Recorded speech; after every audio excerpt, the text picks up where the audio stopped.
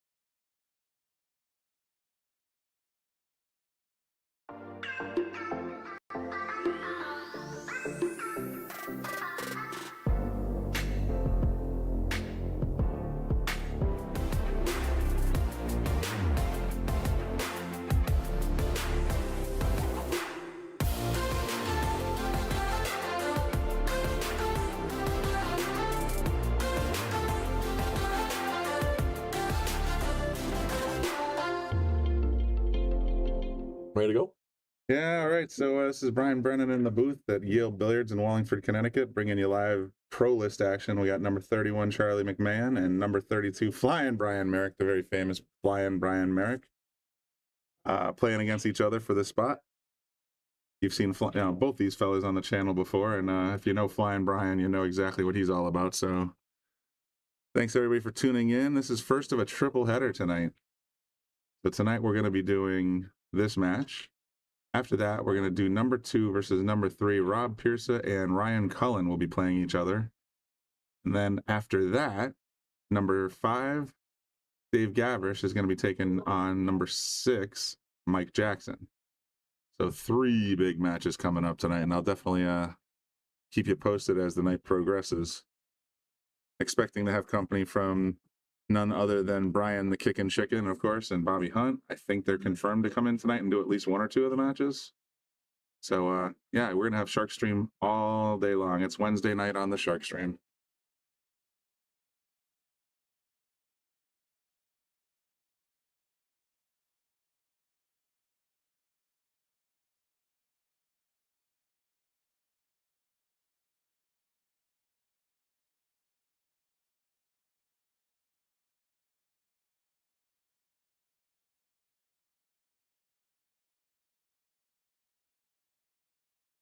So they rushed me into the booth, and then they took off.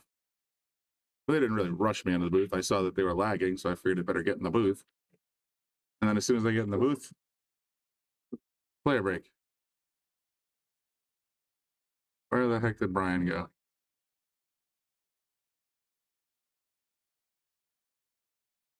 Oh, it's Charlie. Never mind. Sorry, Brian.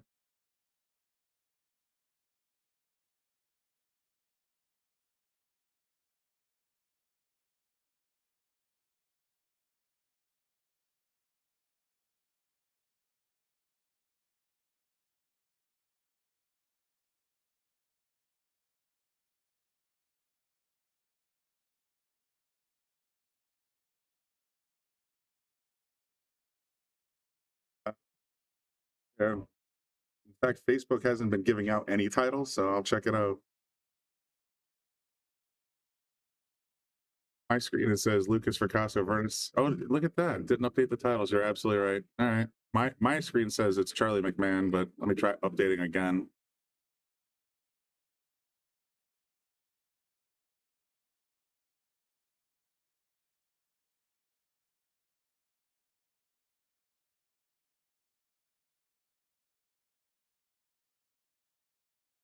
All right, it's updated on YouTube. You can check Facebook.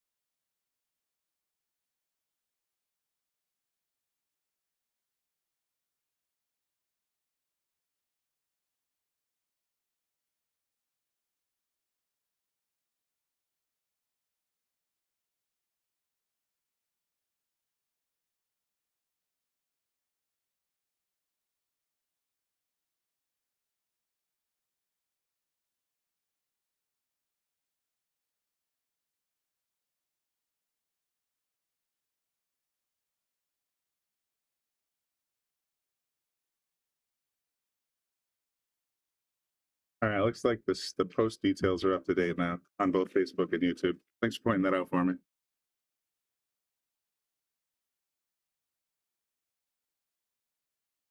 All right, so where are we? We got 5 balls on the table, still including the 4 ball or 3 ball.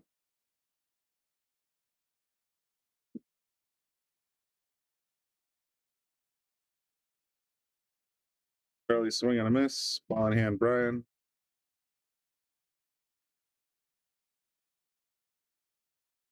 That would have been funny. I know he likes to play 9 combos, but that would have been extreme even for Mike or for Brian.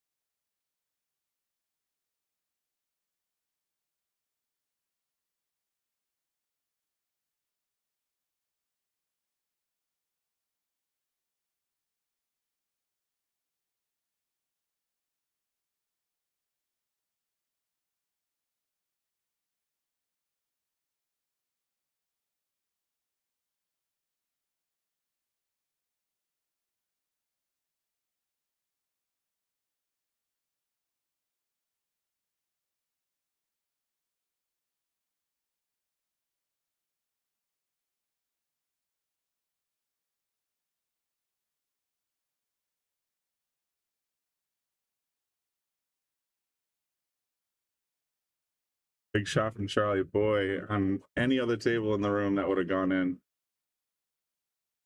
But he still left him pretty good. Left Brian pretty bad, actually. So, and is not known for playing a lot of defense, but who knows? He might surprise us here.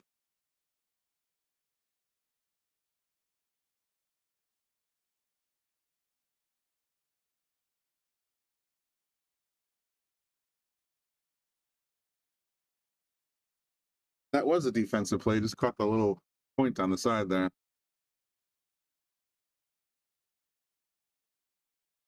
You know of any companies that have colored pool tips?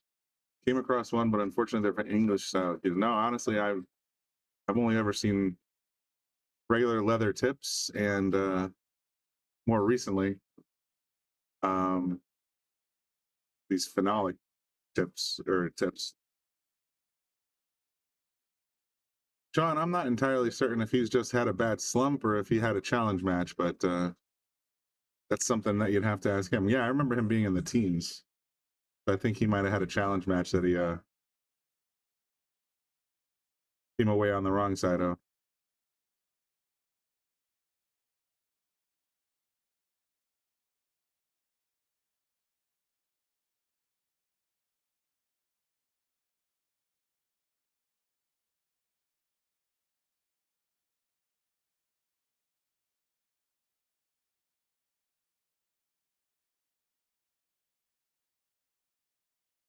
Yeah, it has to be a challenge match. I mean, when you think it through, I don't remember who would have been the one. Maybe one of the Jamies, but I'm not sure. Same reason Bobby Hilton is number 34. He lost to Pete Cawley. And there's another match coming up. I want to say, darn, I forget the details. Bobby posted something in the Yale Billiards list info. There's a challenge match coming up this Saturday at 3:30, I want to say, and it's for one of the Jamie spots. Can't remember if it's Jamie Bogan or but someone put it out there and said, hey, I'll just, on my bucket list is I want to be in the top 10 on the list. So I'm willing to challenge any of the 5 through 10 spots. Oh, Bob DeRigis, yeah, thank you. So he's challenging one of the Jamies. I wish I could remember. All righty then. Brian Marek takes down game number 1. Playing Jamie Bogan, okay. Surprised he's not playing you, Sean. I know you have a similar kind of standing offer. Should have taken a shot there. You qualify 5 through 7 or 5 through 10.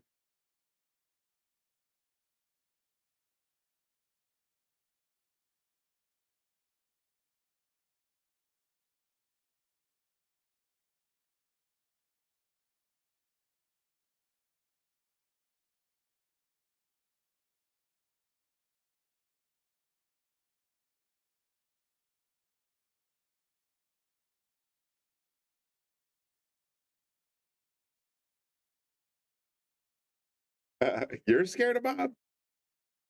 Oh, Dan, you know, it was I was thinking I was asked to broadcast last night Lucas versus the Ghost. And I have no idea how late he ended up staying, but I was too tired by the time he was ready to get started. Today I'm doing at least one, possibly up to 3 matches, depending on whether or not Chicken and Bobby Hunt get here. So we have this match scheduled. Then around 7:30, whenever this one ends, we're gonna bring you number 2, Rob Pierce versus number 3, Ryan Cullen. Following that match, we're gonna bring you number 6, Dave Gavrish versus number 5. No, number 5, Dave Gavrish versus number 6, Mike Jackson. So we're already doing 3 matches, and then if Lucas wanders in here and says he wants to play the Ghost, I'm going to grab Bobby Hilton by the ear and say, you can sit down and talk about this stuff.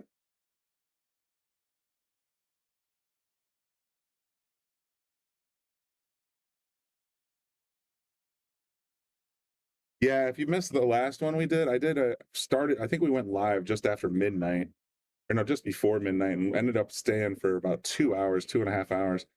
Lucas went hill on the Ghost, race to 10, and the final rack was sick. Like he had I would have said a 3% chance of getting out the way the balls were set up, and he made some phenomenal breakout shots and some other really exciting, difficult shots to win the last rack and win the race against the Ghost. So that was pretty cool. I think we're going to turn that entire rack into a reel and put it out there because it was a master class on how to run 10 ball.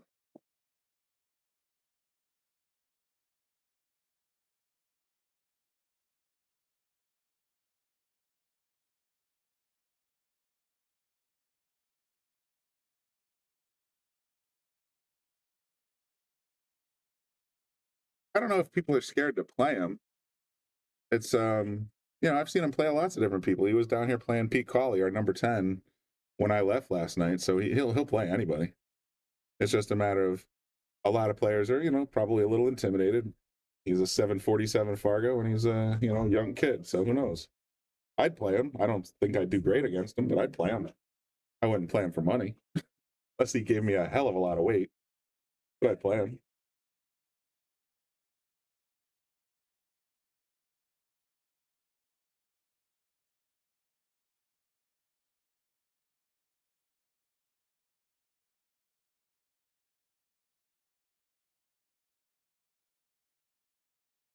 I wonder what race I would have to get with his Fargo and my Fargo.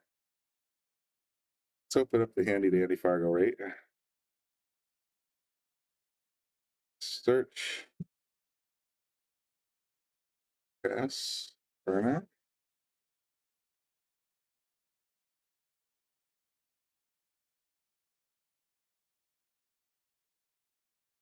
He's a 747. And I put in Brian Brannon. I hit add to race. Find race.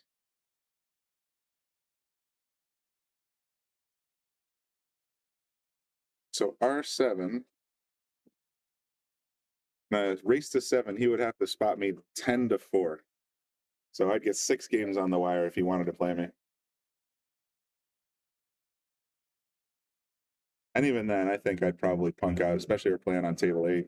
He just has a superior tactical advantage on table 8. He's so dialed into that table. And when I started playing on it the last couple weeks, I am, we'll just say, not dialed in on that table. So I don't even think 6 games on the wire to race to 7, or what did I say? Race to 9? Race to 10, yeah.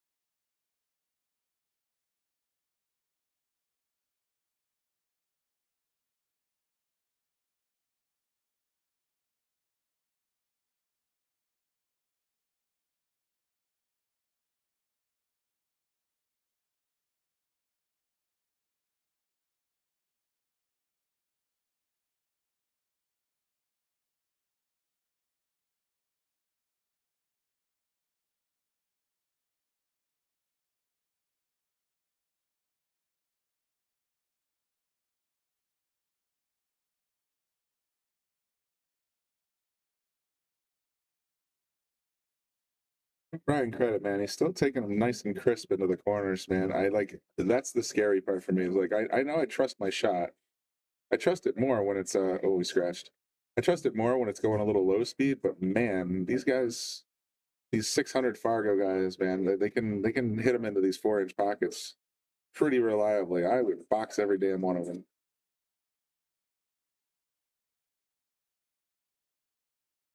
You got Charlie.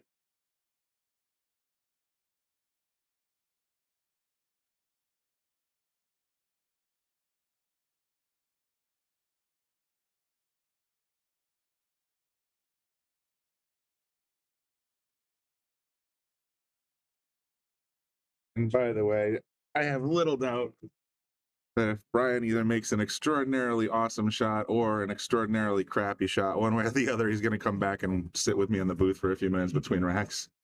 At least if previous streams are any kind of indicator. Charlie left himself pretty good, but a little long.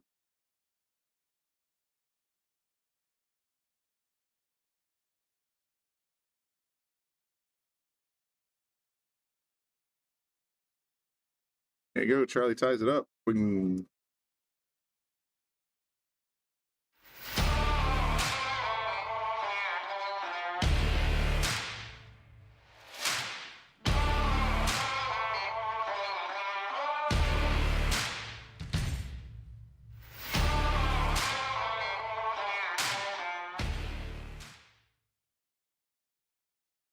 There's Brian in the comments section. I still suck. All right, well, there you have it. Kenny the Russian beat both of Lucas and Thomas. All right, well, everybody's got their kryptonite. I know Lucas is a solid 747 Fargo player. He but there are 800 Fargos, there are 810s, 820s, all the way up to, I think, what's filler 851. So there's still a level ahead of where Lucas is at right now, or two. But he's only 22 years old. Hopefully he'll keep practicing, keep trying real hard, keep going to these events, grinding it out. Maybe someday he will be a world champion.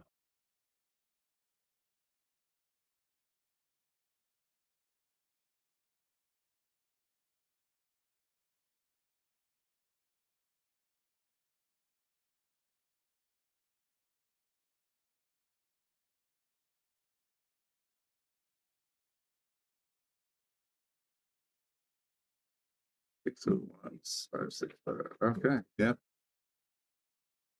Let me punch that into the race calculator. I'm curious. In the list, it's always races to 9, but let's see what Fargo thinks.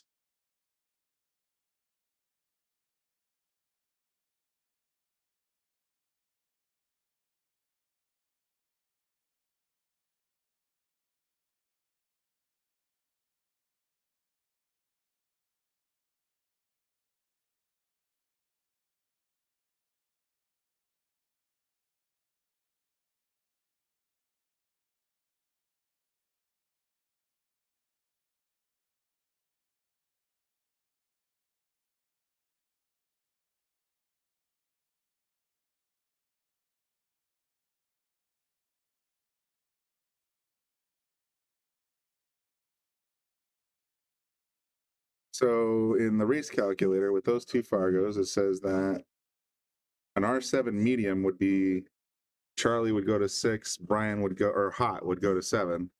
Medium is 7-7 and mild 7-7. So they're still pretty darn evenly matched, even with the approximately 36 points differentiation. If they were to race head to head, put in race to 9, calculate.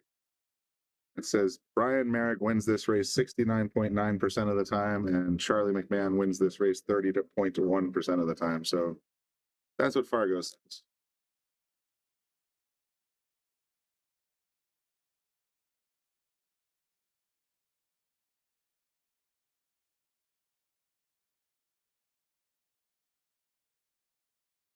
Both players kind of bringing the heat here, and I don't know if that's a good idea, man. I tell you what, I was on table 4 and just a little while ago, I was playing a good friend, and I don't know, I was hitting them well. I was hitting the back of the pocket, but every time I went with a lot of speed, boy, oh boy, did it punish me.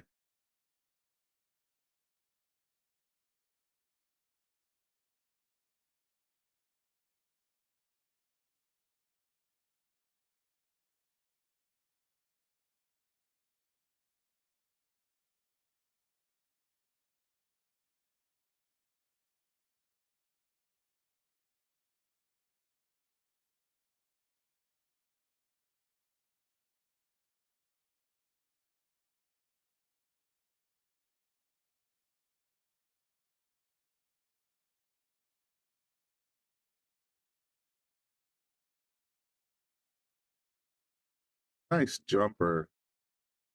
Look at that. He hops right over the 9-ball. This is an angle into the side, by the way. Lands, just gets the right amount of angle, pops it right in. Didn't get paid on the position play, but we're going to see it again anyway. Oh, that would have been cool if he did 2 in a row. Good jump skills, though. Nicely done.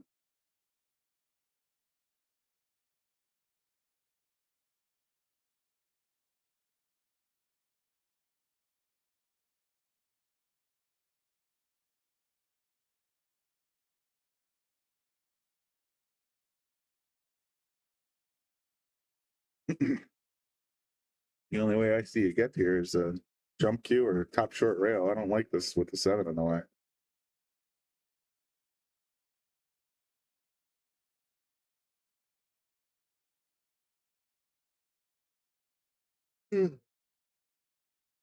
Probably going 2 rails instead. Interesting.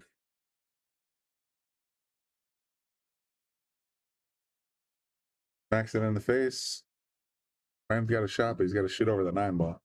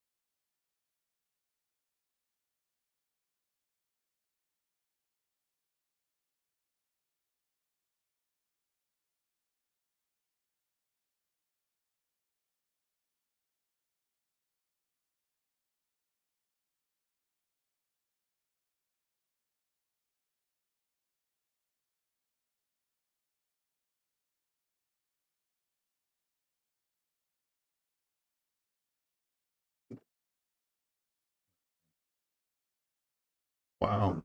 Pulled the 6-ball out on the. He's going to have the 7 too.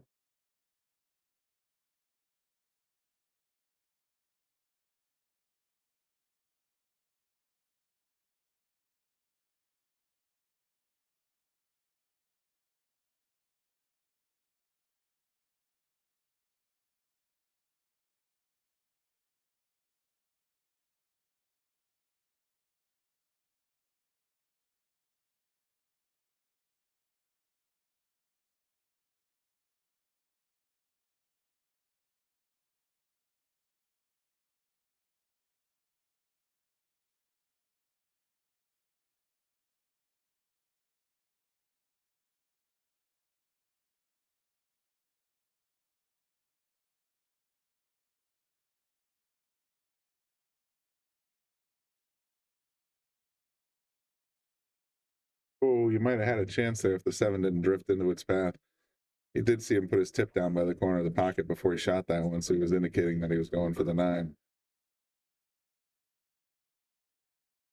Again, though, Charlie left Brian a pretty long shot in general. Never mind the cut, the cue that's heading towards the side pocket after this.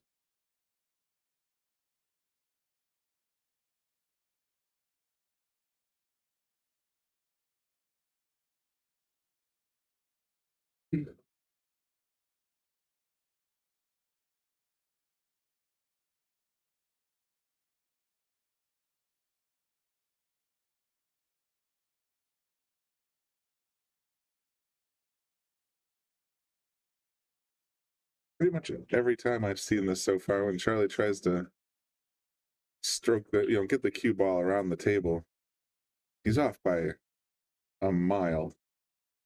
That last one was off by a dot, almost. Just too much speed. Kills your accuracy. Brian want a little bit of inside English to get this one around this 8 ball, but he's either got a really steep cut or a very tricky bang shot, because the cues either way, it's going to probably head away from the 9 ball. That's not what you want. So I would play defense here, just tuck the 8 in behind the 9 maybe.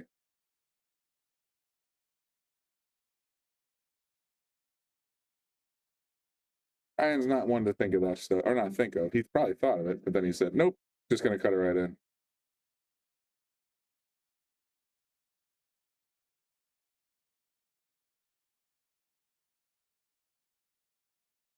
Sheesh.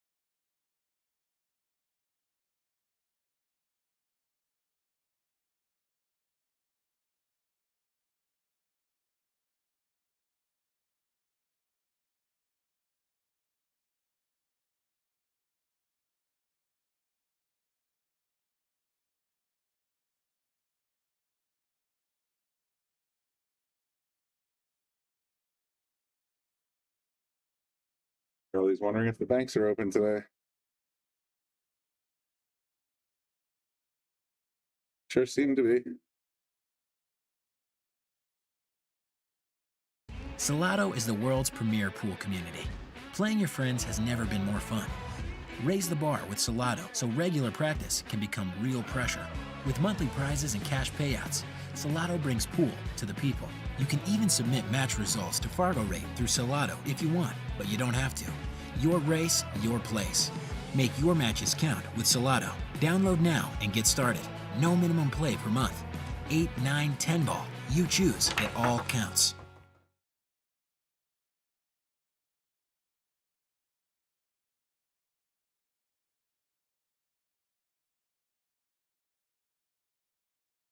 Oh, wow. Charlie got a golden break, but unfortunately on the list, that does not mean you win the game. It just means the 9 is spotted, but you do continue at the table. Which would have happened anyway, because he made the 3 also.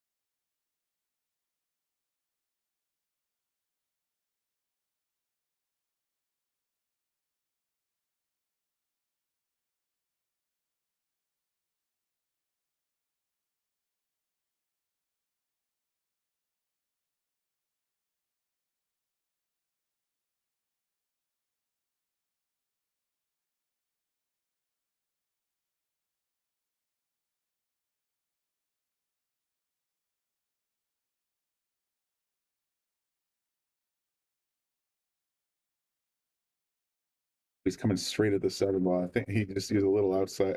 He's in trouble here.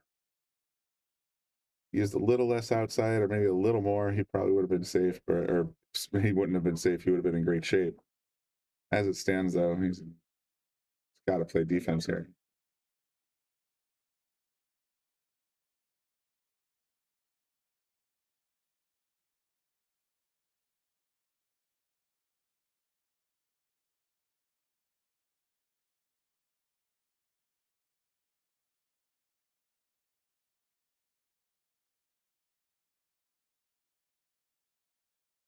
Unanimous. Charlie back at the table, ball in hand on the 7.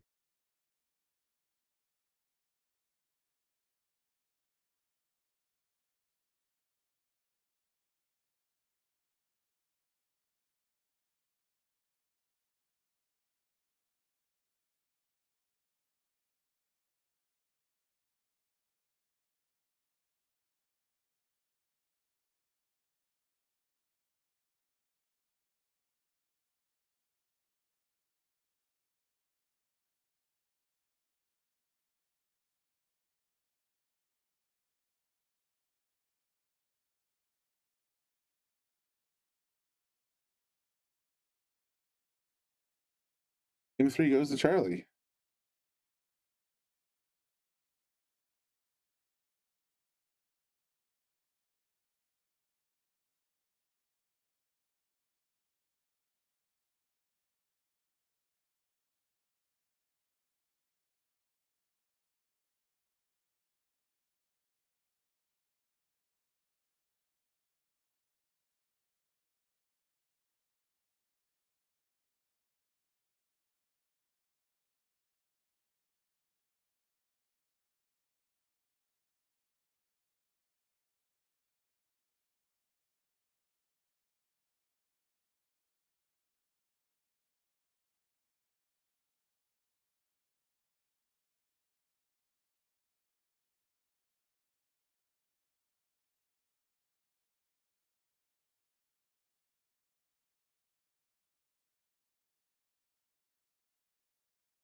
Rob, you think there's something in the middle? I mean, Brian was saying he's working so much, he doesn't have any time for pool. And I know everybody says, oh, I'm retired. Oh, I haven't picked up a pool cue in months. Oh, you hear the same BS every day.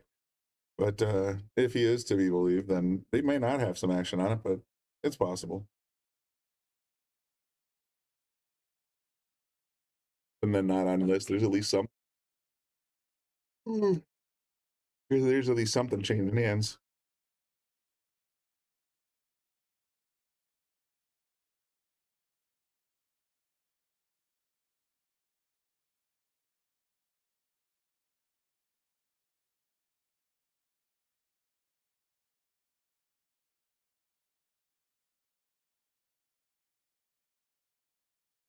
Charlie just railing the banks tonight, man. He's dialed in.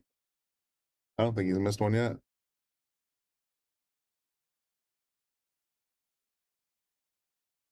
Gonna get clipped. Oh, he's okay.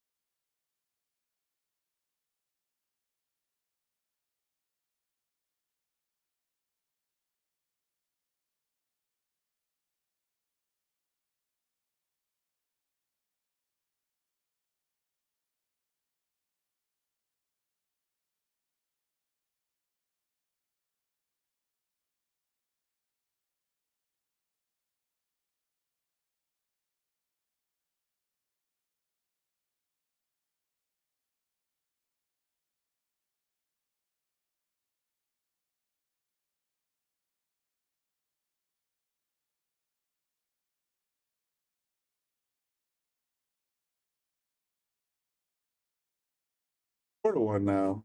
It's looking like this is going to be a little one-sided. It's heading that direction anyway. Charlie's shooting very well. Oh, no, that was Brian. Okay, I messed up. All right, so that's 3-2. I got it correct. See if I can verify the score. Charlie's in green. Brian's in red.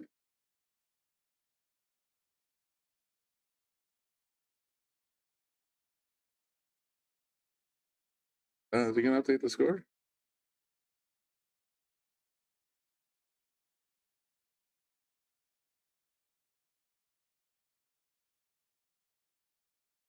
Scratched on that one.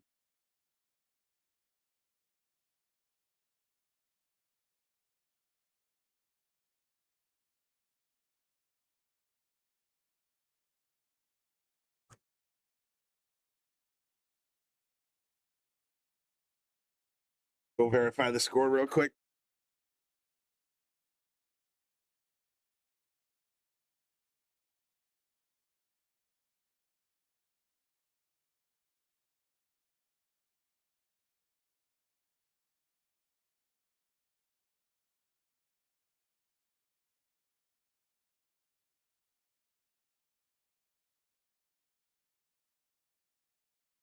It's 3-2. You just forgot to hit the flipboard. Man, look at that. 60 people tuned in on a Wednesday afternoon. Yeah, you guys know us, though. I mean, most of our big players on the list are kind of hanging around here on Wednesday nights because of the Masters League on Wednesdays. So we tend to do a lot of broadcasting on Wednesdays. But 60 people at 6:36, that's not bad. Do me a favor, hit the like button on either Facebook or YouTube, whichever one you're watching on. That helps Facebook and YouTube promote us. So other people who are looking for just generic pool action will see us. It's always helpful. Thanks so much for doing that. And if you haven't already, make sure you hit follow on Facebook or subscribe on YouTube to be notified whenever we go live.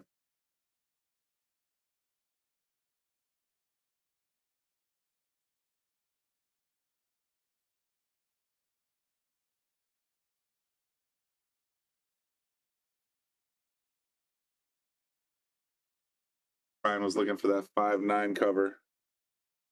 Didn't quite get there, so Charlie's going to have a nice bank shot. He's been draining these, so let's see if he's got another one in him. I just went for the D. And he got it. What's up, Joe? You working tonight? I imagine so.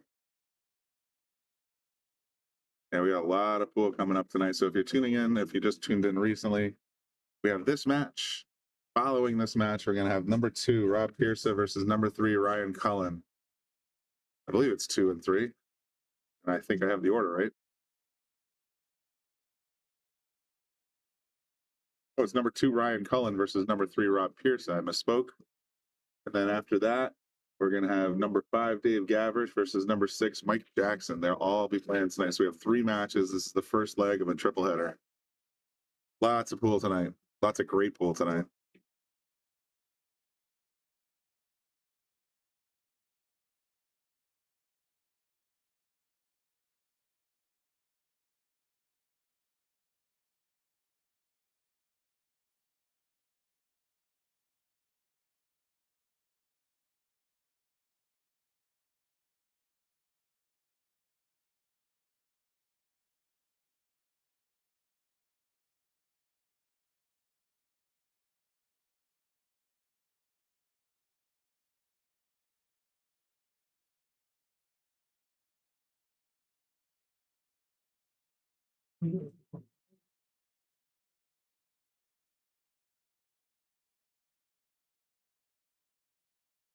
Joe,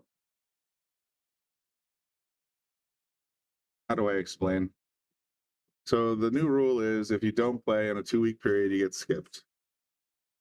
Having said that, in the top 5 or top 10, I think one of the Rob or Ryan was on vacation last week, which is a legit reason to not be able to play or in the last period. And also, it just, as much as we would like to make sure that everybody on the list plays every week, there are some legit reasons why you might not be able to play that week. And I think there was a conversation between Bobby, Ryan, Rob, and Ashley to put it back to she just beat Dave Gabbers. Now she did that legit. She won it. It's based on merit, so she's in the 4 spot. She will challenge the loser of Ryan and Rob at some point in this period. But yeah, we just didn't want to have Ashley leapfrog 2 700 players to get to a challenge match with Lucas. So it's just a matter of diplomacy and fairness. Does that sound good?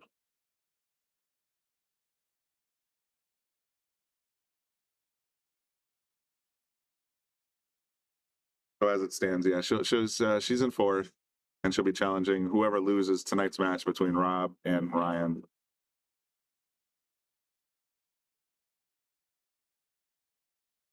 Boy, look at this mess on the south rail. This is a Bobby Hunt legendary. There is no future in this rack. But yeah, I mean, it might as well just bounce the 3 around until something happens.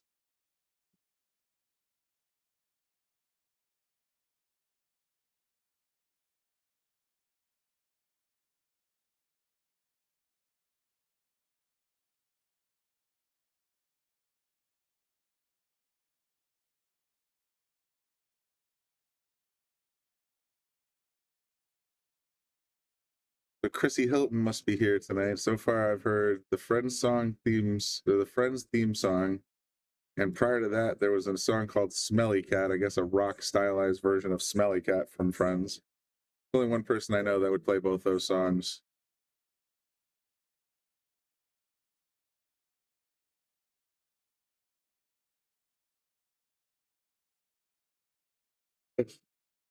At this rate, they should just go ahead and re-rack and start this one over. Nobody's going to open up that cluster without an opening.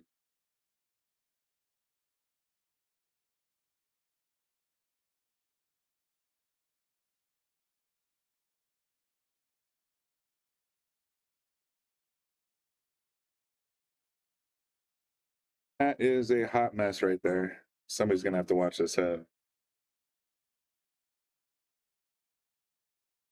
Say he can cleanly hit this 4-ball, but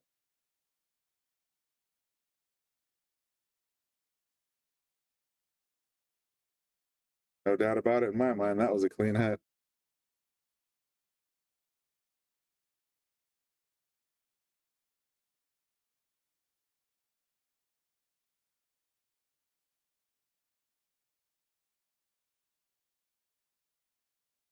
Oh.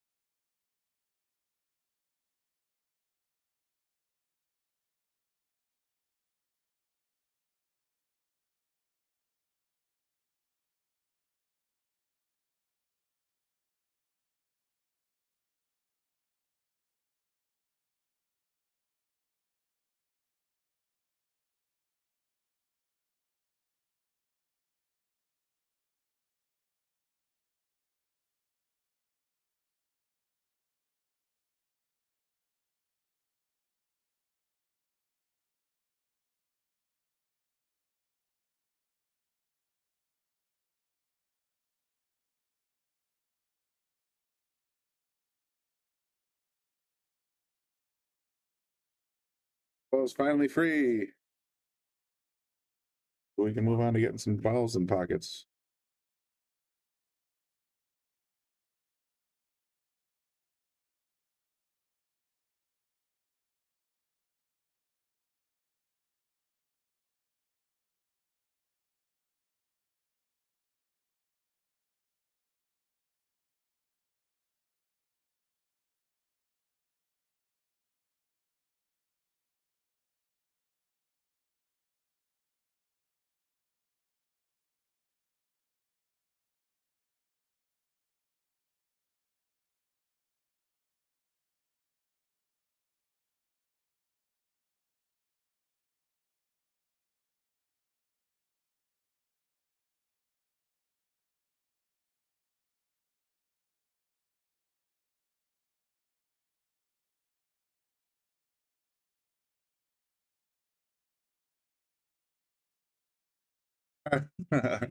That's Brian Marek right there. Just gets the lucky shots. 5, nope. Maybe. Yep.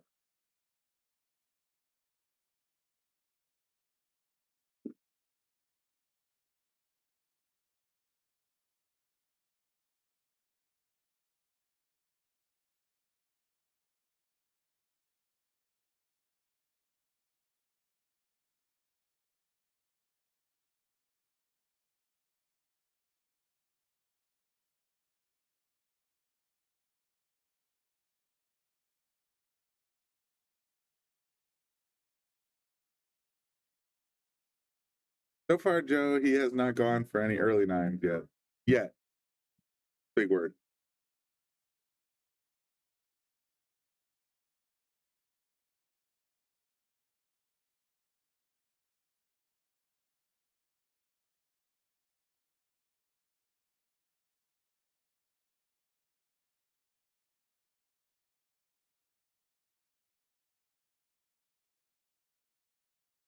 And we got a lot more angle than I thought he would have on that shot.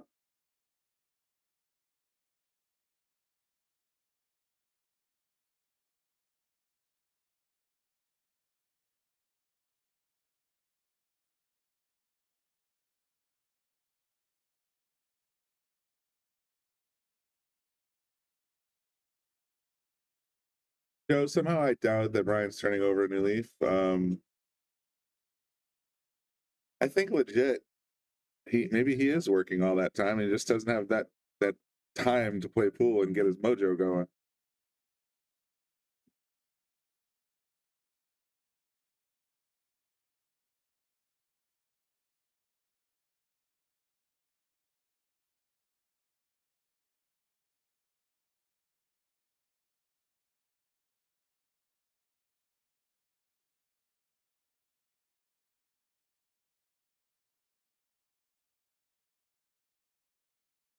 Hot shot for the win.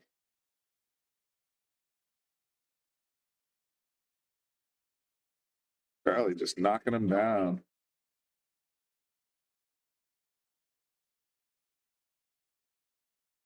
Hey, Larry. I'm doing well. Believe it or not, today is my birthday. So 52 laps around the sun. And thanks for tuning in as always, Larry. We got some great streams coming up in the next well, today for sure. We have 2 more after this one. We're going to do Rob Pearson, Ryan Cullen. That's number 2 Ryan and number 3 Rob. And then we're also going to have another one after that. Dave Gavrish, number 6, is going to take on, or 5 is going to take on number 6 Mike Jackson. So there's 2 great top 10 pro list matches coming up after this one. And then tomorrow we're going to have Rob Saez coming into Yale Billiards to do exhibition matches. So if you're interested in doing a meet and greet, if you want to play a rack with him, it's $20.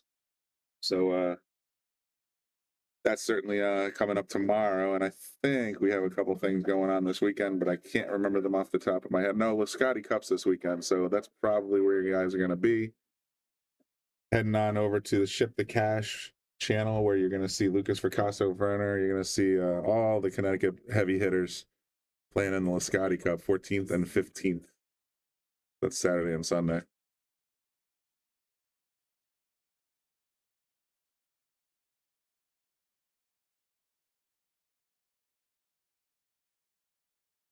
Brian with a solid lockup there. I mean, it's an easy kick, but it's not an easy make. Thanks, guys. Yeah, I was here last night, and I don't think I streamed last night. It all blends. See, I was going to stream last night. I was supposed to stream Lucas versus the Ghost again, but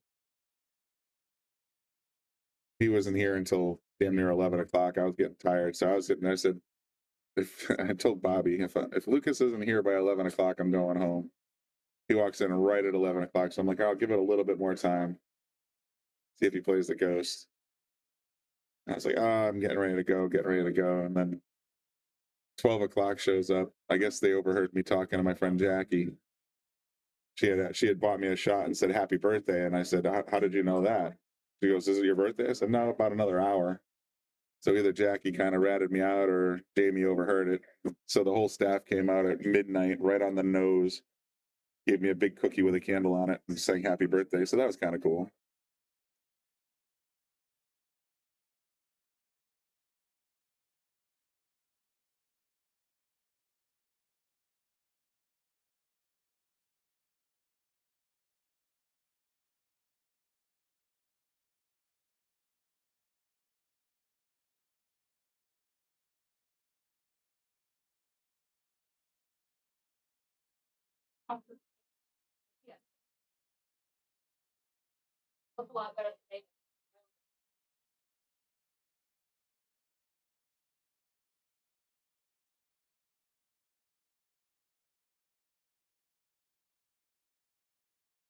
Yeah, they're pretty close to hangars, but there's a lot of travel that has to go. You got the 4 to the 5 to the 6 to the 7. That's about 35 feet of travel. A lot can go wrong in that kind of distance.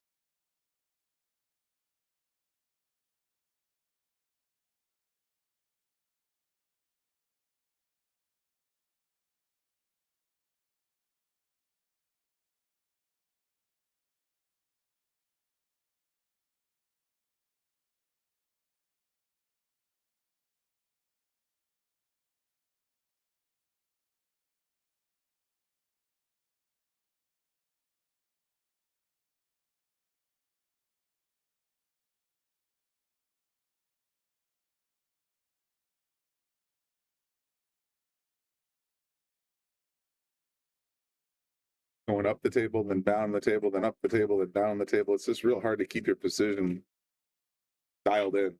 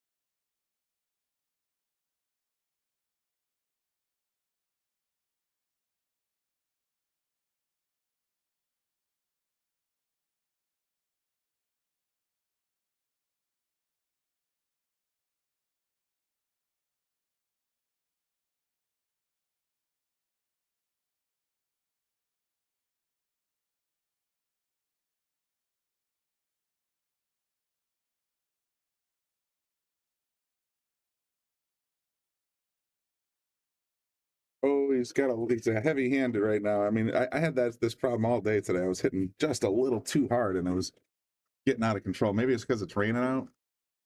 I don't know. Seemed like the ball was running like crazy today.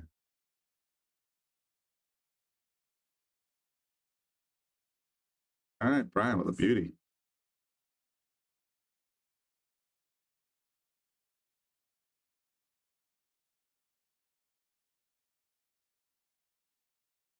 Keeping it close.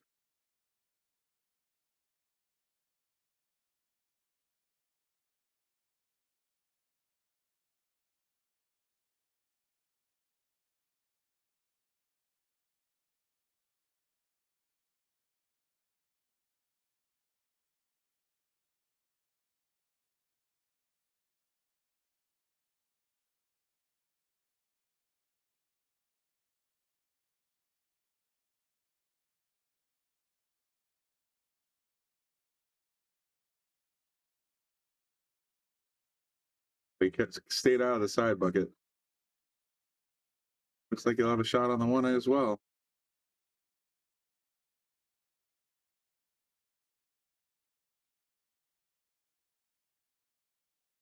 Ooh. Tried to stomp on it and Got a lucky roll, but that was nowhere near home.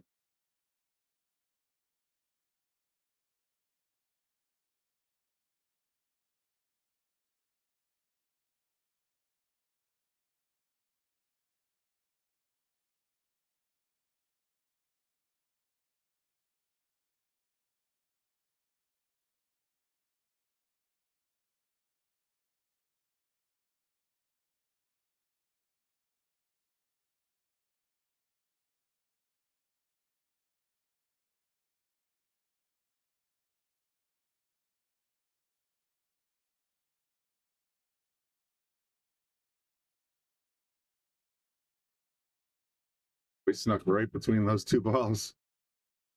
Impressed.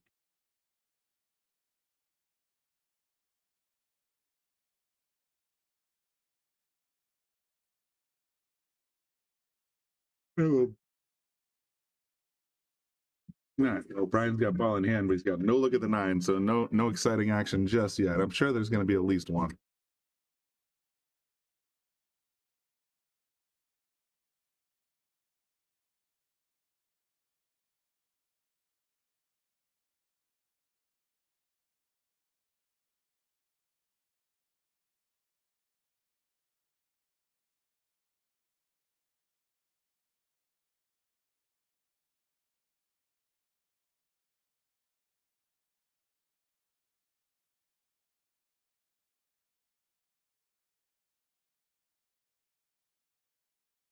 Charlie on the 2 and maybe get him on 3 fouls.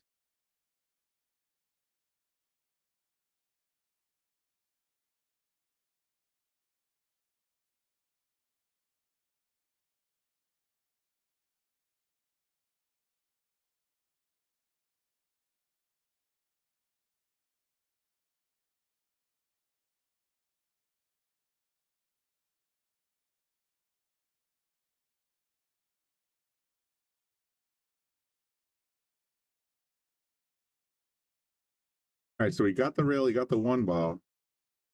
If he doesn't touch the rail, it's ball at hand, and he knows it. All right. What do you got there, Brian?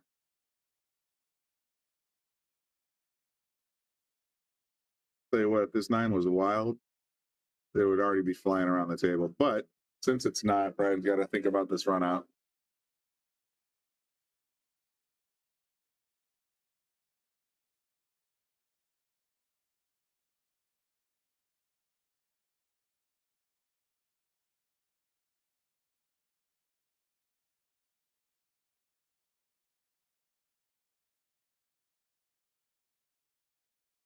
So Charlie's on 2, by the way. So that means Brian can get him out on 3 fouls right here. I think Charlie's on 2. 90%, because I just said he was going to be on 2. Brian can stick him for 3 fouls and win this rack right now, tied it up. Just stick him between the 7-9. Yep.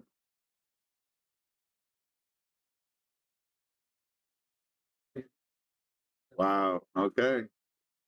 2 fouls. Yep, you're on 2. You just saw him indicate it. But Charlie's got to come at this one pretty strong.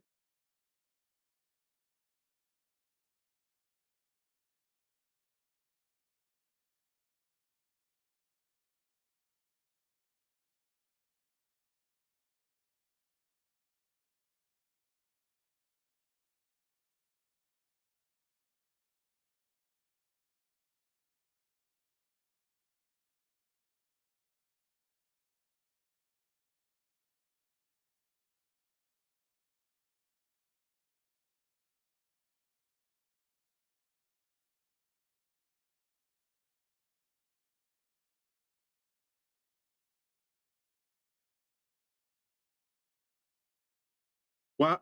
Oh, man, that was a hell of a try. That was a hell of a try. He tried to use draw off the rail to get it to come back, and that was brilliant. I've seen this done before. I've done something similar, but that was awesome. He was just a tiny bit off. All right, so Brian Marek goes to 4.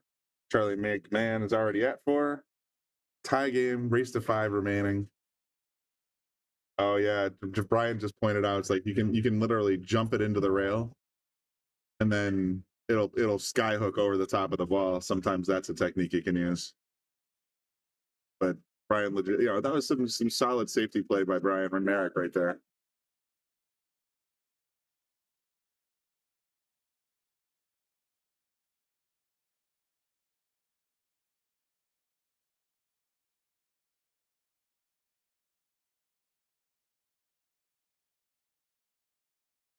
Two balls dead.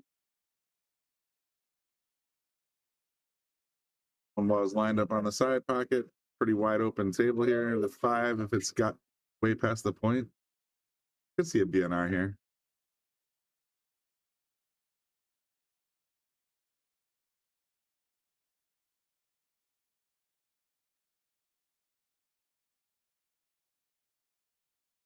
Oh no!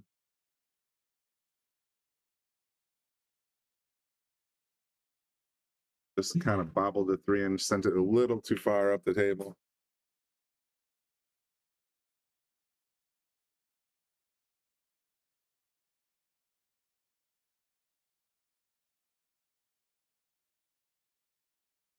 A bit of ball speed, if that's what he was looking for.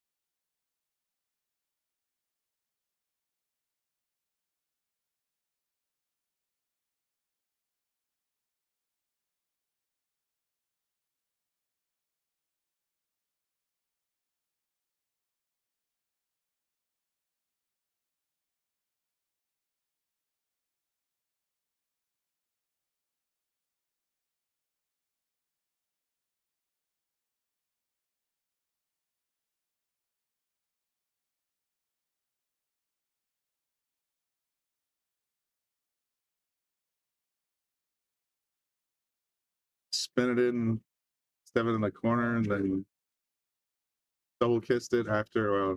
Yeah. Oh, you saw. Charlie's got ball in hand with 3 to go, so this is a pretty high percentage out for Charlie.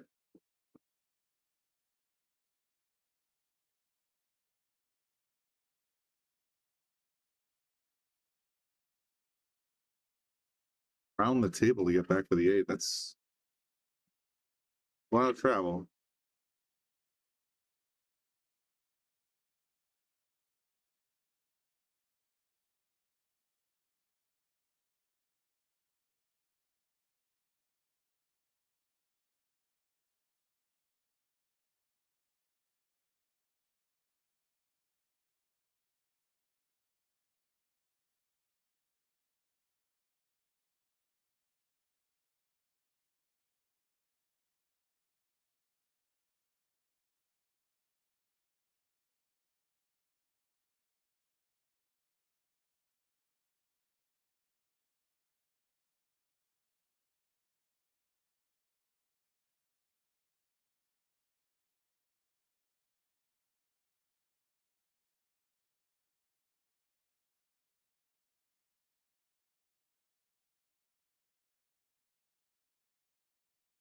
Brian just misses.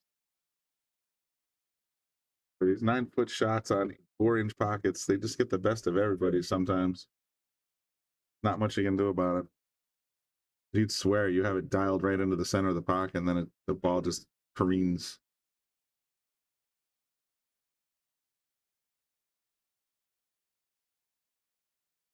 Oh, Charlie almost boxed it out, but he got it down.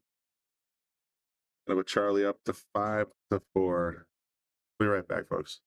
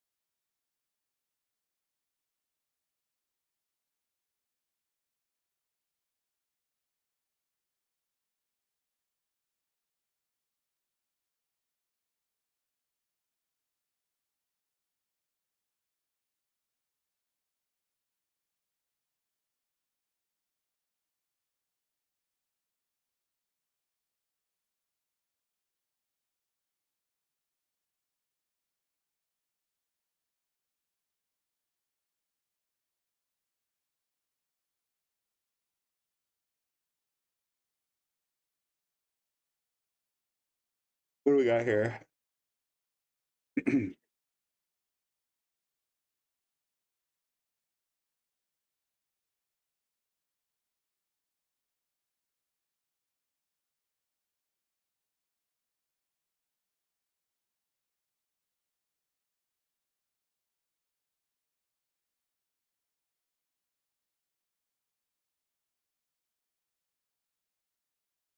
There we go.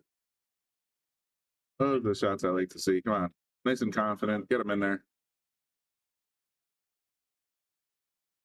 Oop, spoke too soon.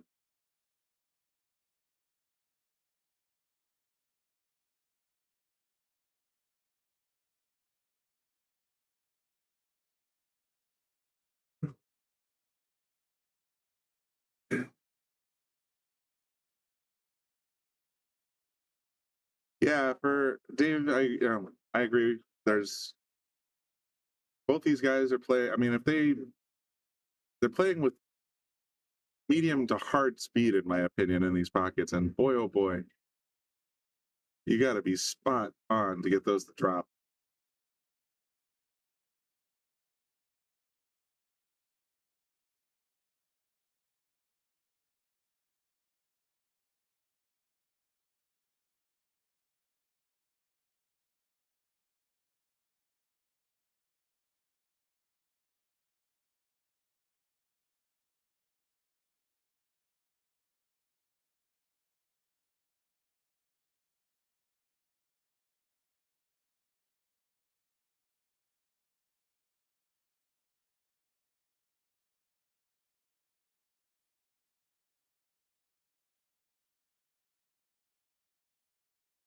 Yeah.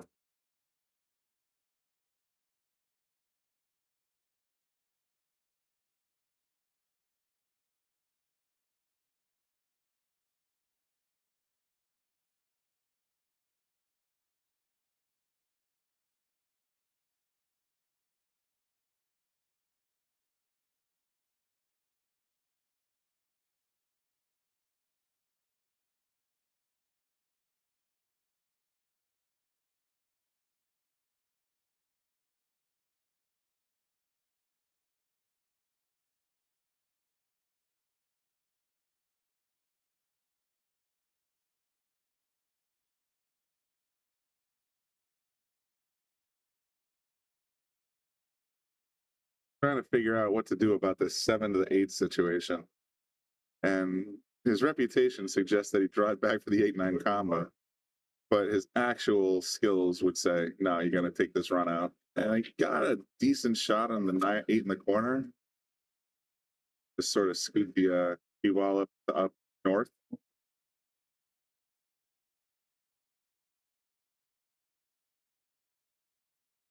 That's the way to do it. All right, Brian to tie it back up.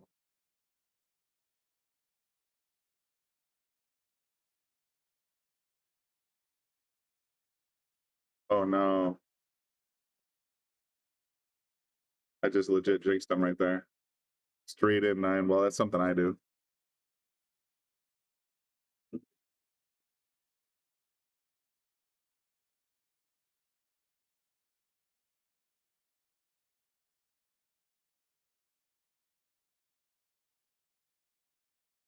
Oh my goodness. All right, well, Brian dodged a bullet there. Now we're back to 5-5.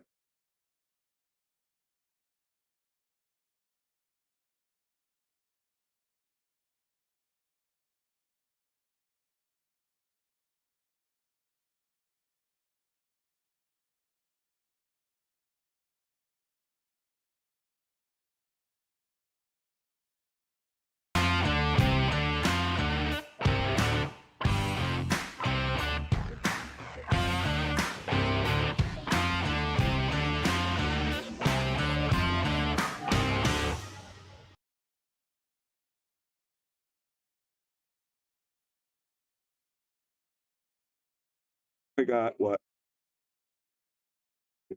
Excuse me. You got the 5 ball down. I just got the 1 overcut in the side. Rut row.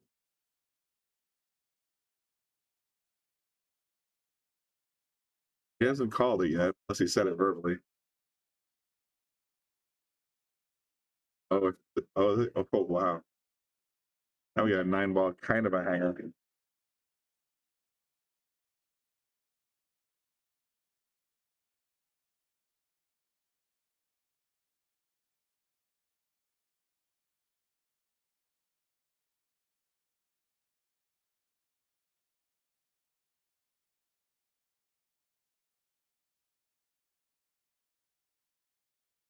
He was trying to swing the cue around for a whack at the 9 there. That sounds like something he would be capable of, but I don't know.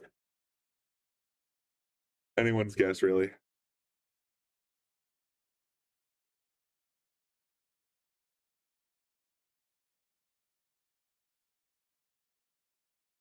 Ooh, wow, they're hitting him so hard.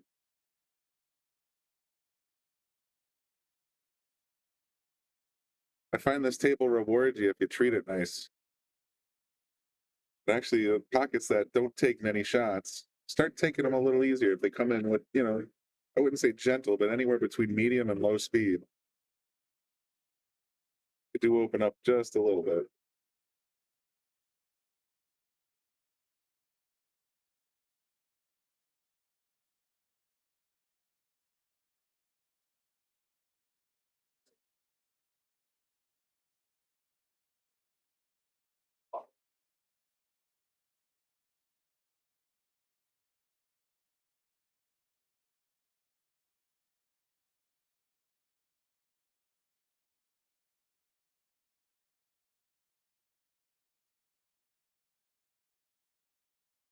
That one, no, that one's pretty open.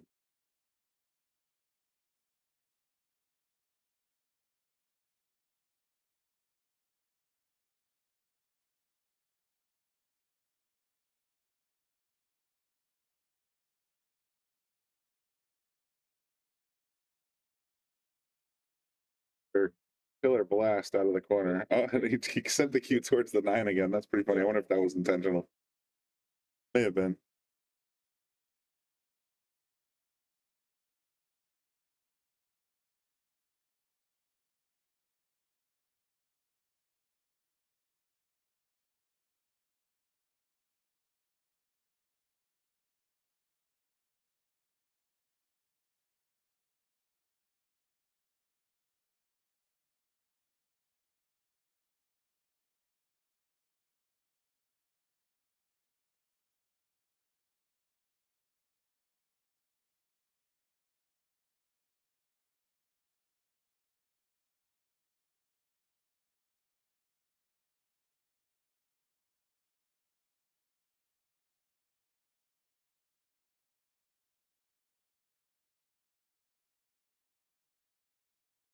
Very nice stick by Brian Marek.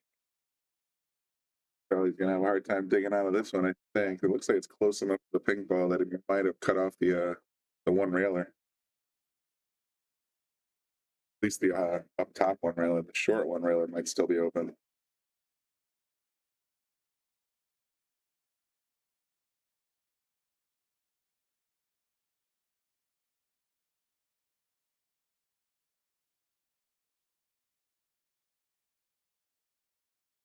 Ball in hand, Brian. Let's see what happens here.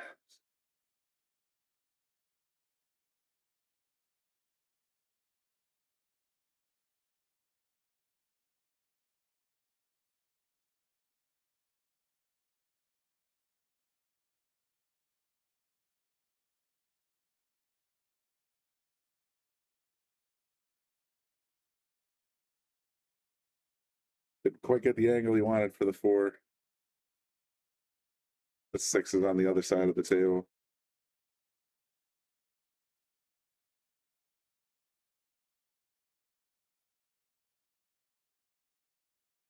He got it, hit the back of the pocket, and then hopped up in the air as it came back out. Check this out.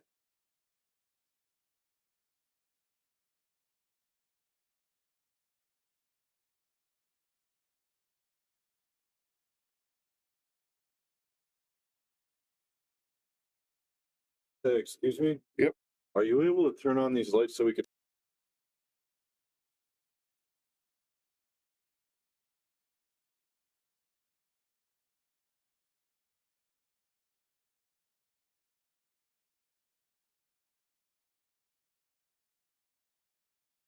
Give me 1 second.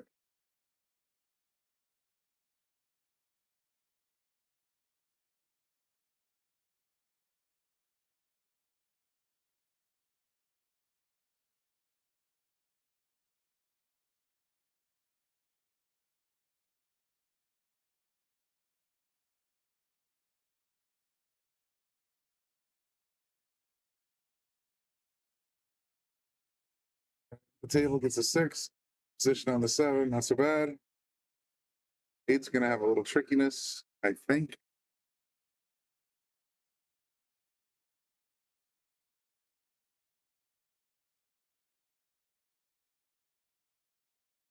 I think he wanted to smooth on by, and he didn't quite get there.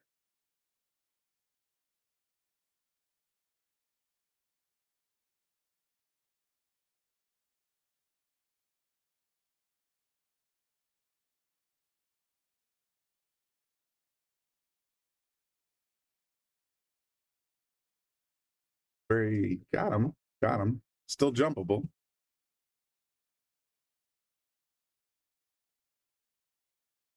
Yeah, I got a feeling we're seeing a jumper.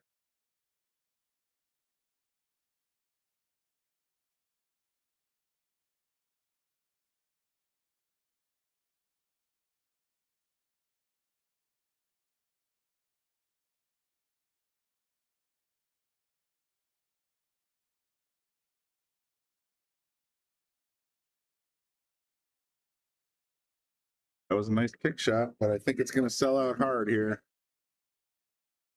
It looks that way.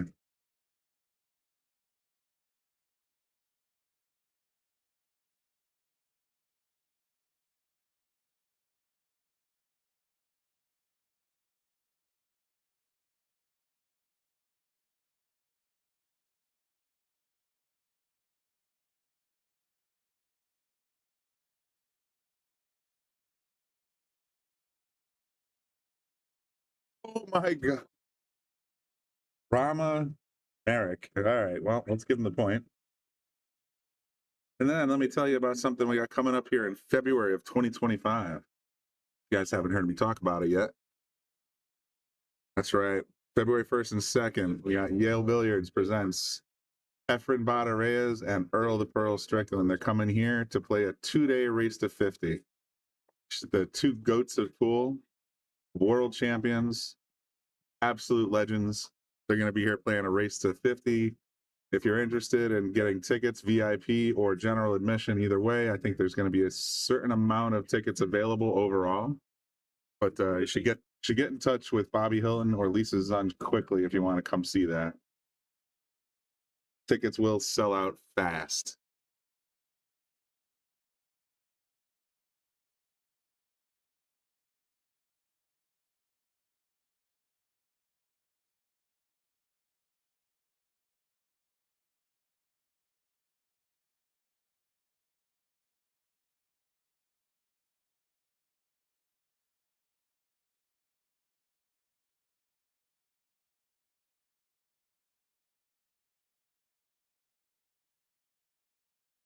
How was you?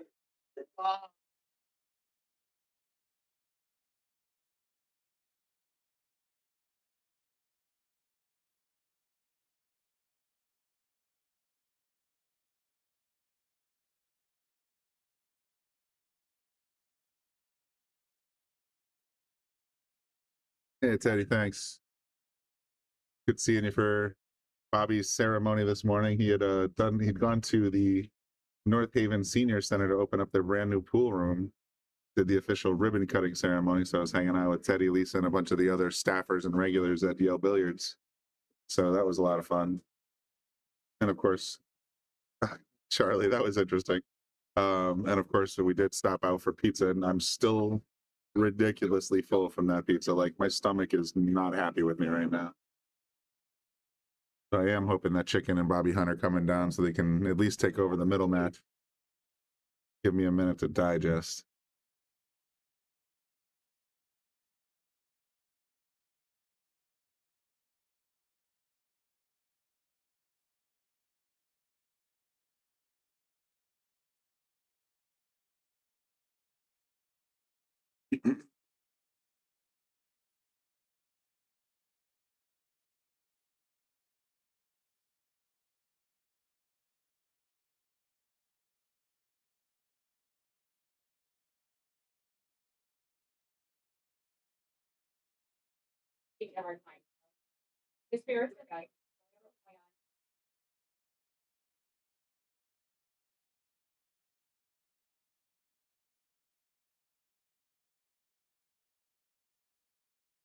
So Brian's safety play worked.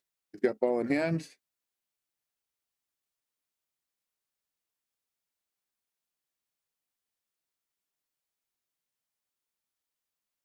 He's already gotten him on 3 fouls once, but this isn't exactly a 3 foul kind of layout. I could be mistaken, but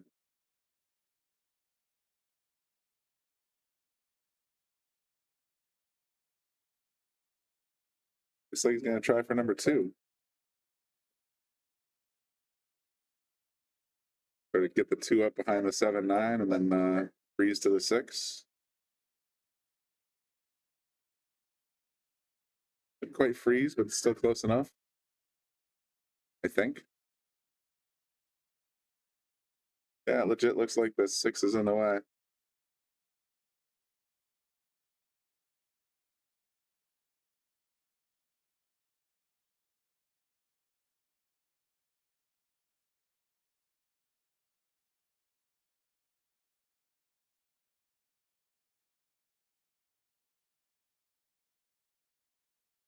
Fairly regular jump there for Charlie, not too bad, and it looks like he might have even caught a decent roll. I don't know if Ryan's got enough of this 2-ball to pocket it, but possible. That angle, it looks like it's poking out just enough.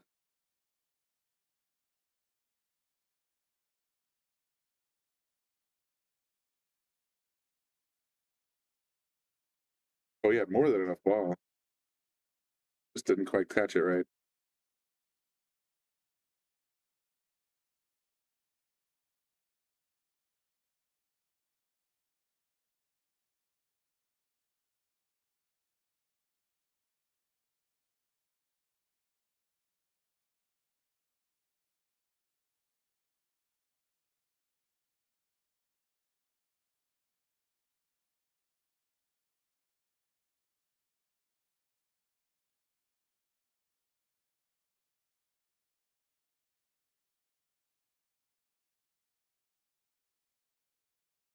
Fine, Brian. There it is.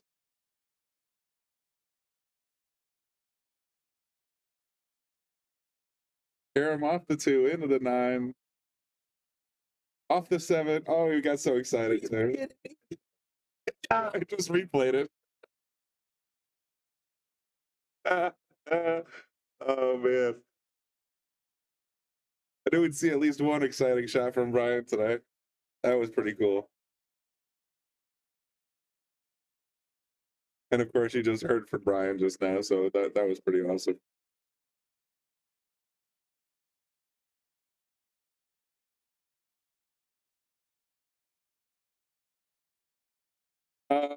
Peter, the numbers after both players' names are their Fargo ratings.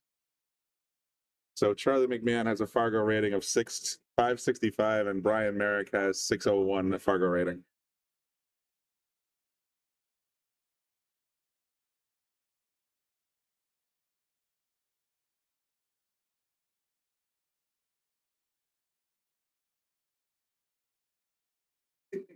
Oh wow, I'm awake now. That was exciting.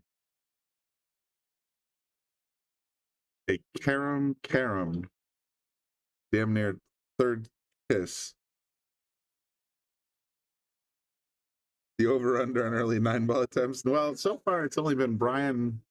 I'm going to say he's had maybe 1 or 2, and Charlie just had 1 just now. So they're not really firing the 9 or anything. And the 9 has to be called in the list match rules, so not a lot of advantage to just shipping the 9. But if you can legit get it in with a skill shot, it does count.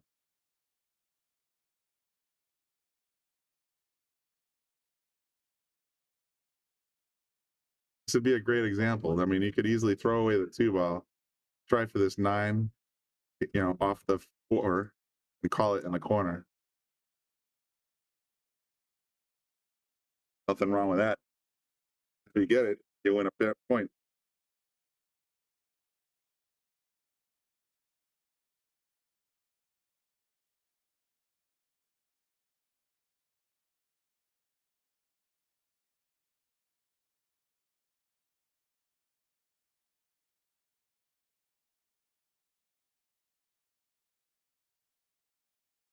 There we go.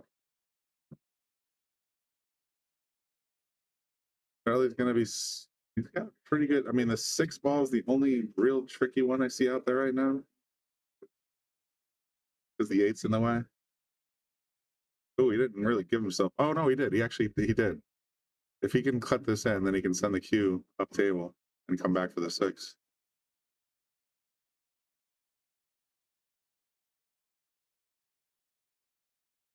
Just like that. Little speedy. Oh, he's going to be in trouble. He might have lined up perfect on the side. I don't know. That's pretty close.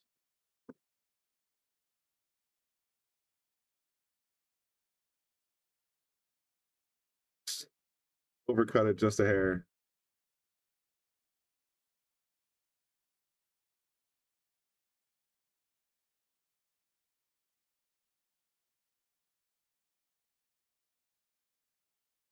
Damn, I was hoping to be on set number 2 right now between Ryan and Rob.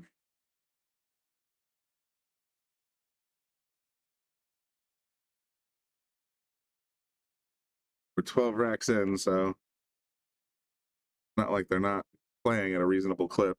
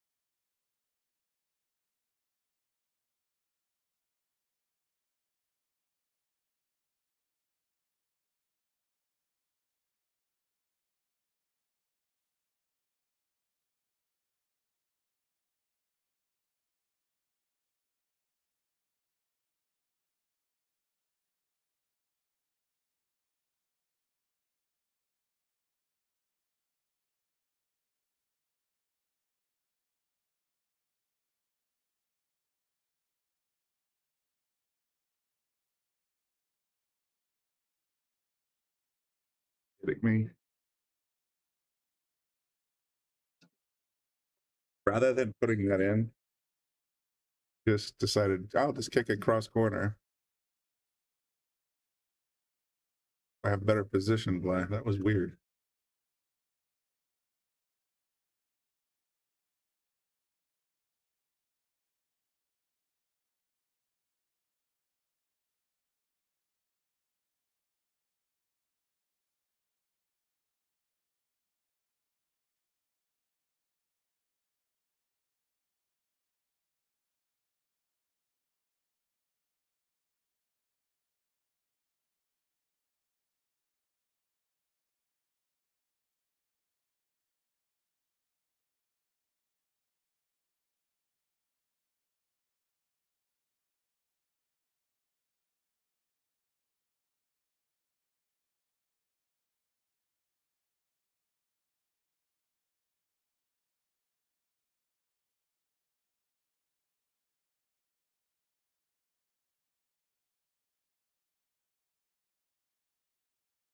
I had to ship it in the side and just rolled right out again.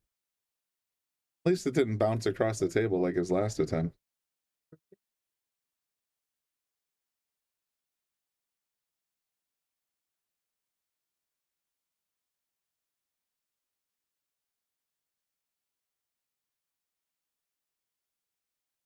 What's up, John?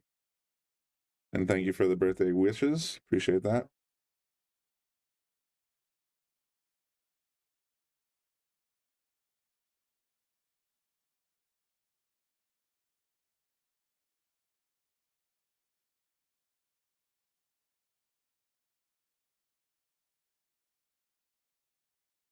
Got it. Oh, if it snugs on the rail, Brian's okay. Well, it's still a pretty 45-degree angle cut. That's not. It's a tester. It's a tester.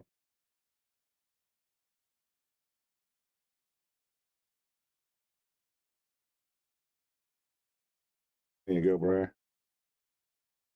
All right, Brian. I had 7-5.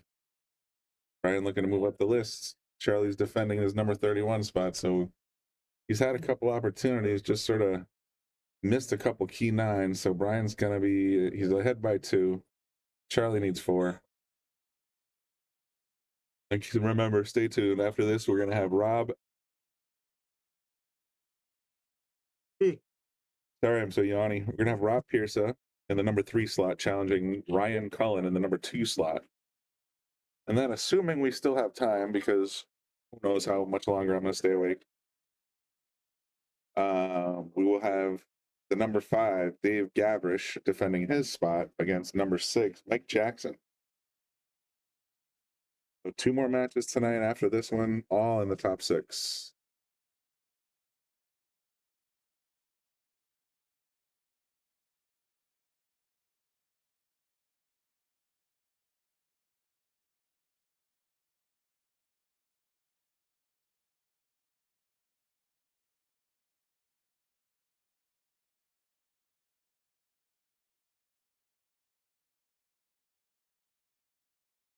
Oh, Brian sent the 1 into the 9. I expected that, but didn't quite get it moving. Did get a save.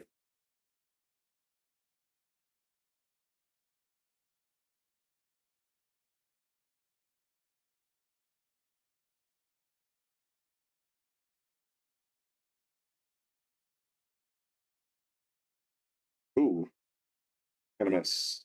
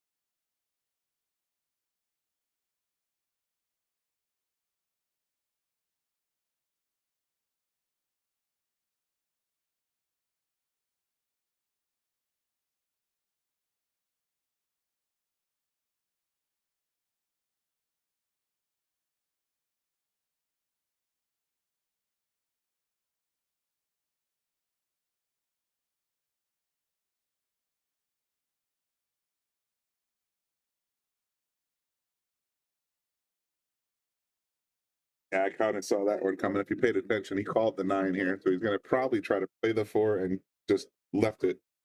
Oh, get that 9 moving, Brian. Get it going.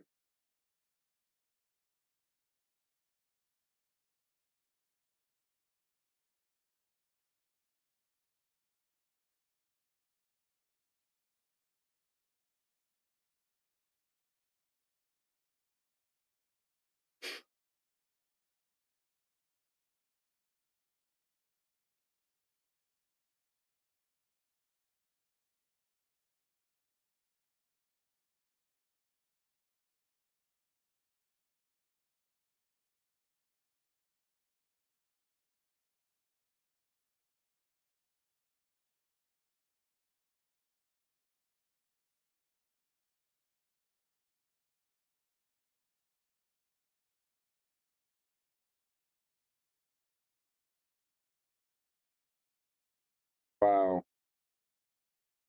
Razor thin. Didn't quite have the juice or the direction, but that was a nice cut attempt.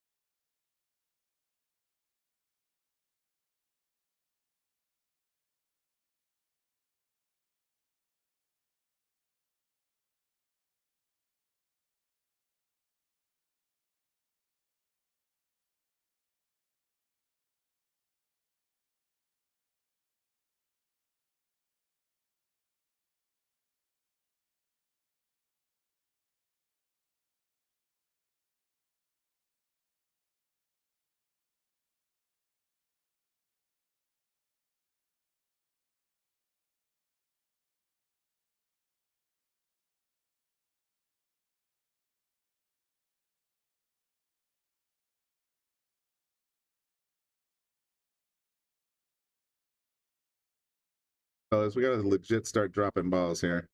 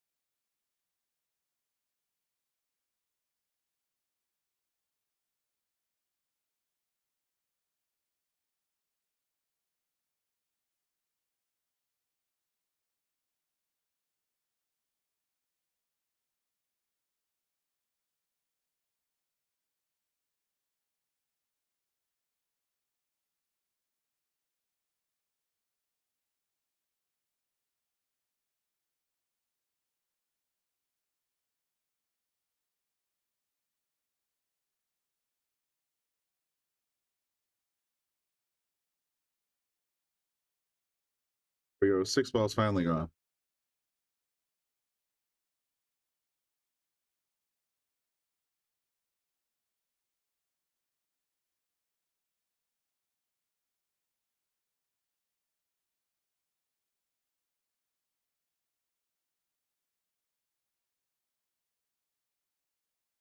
Charlie looking good to get this 8 ball too. Just a matter of where he gets on this 8-9 ball.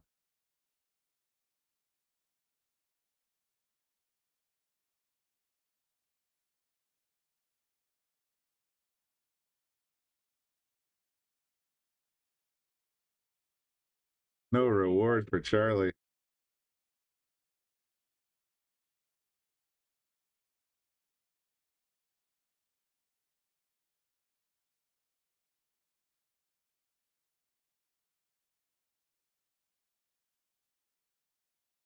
Ooh, so close. The Persistent Wolf Billions, the safety dance.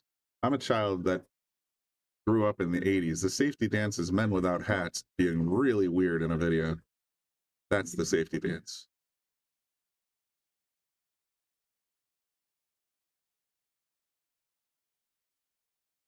Don't get me started on the Humpty dance.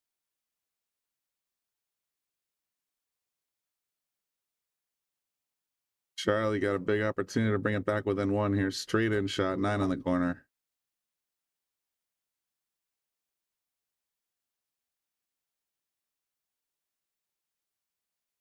Oh, nope. It's going to be Brian Marek's. Oh, wow. I thought that was going to follow it in. Yeah, there you go. Charlie at 6. Pick that cue ball up quick before it drops.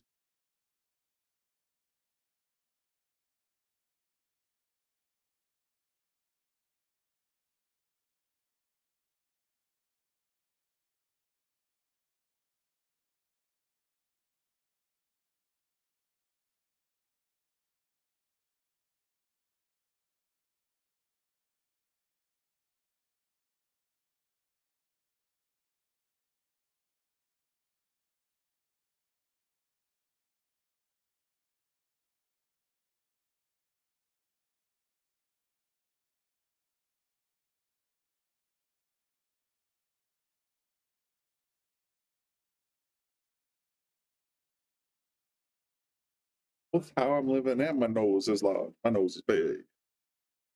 Not shade.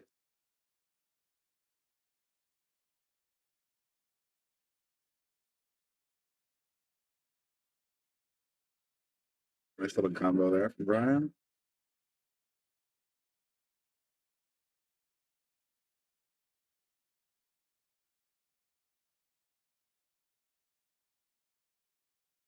Speaking of the 80s, the jukebox here suddenly, just as we started talking, or I started talking about this, wow, a combo, then a carom.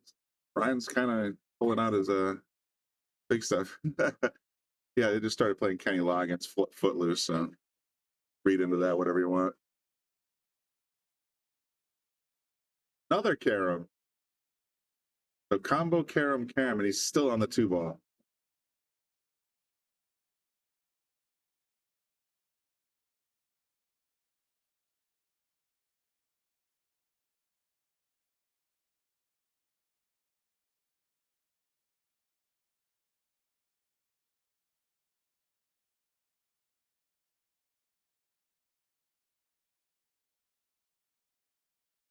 No, well, okay, he's okay. Just rolled enough, I think, to get the nice position on the 8.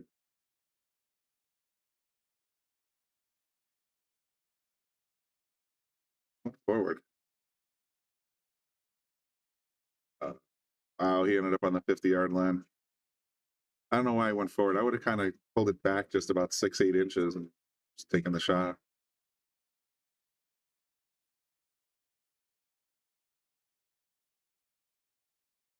And the cut's not there.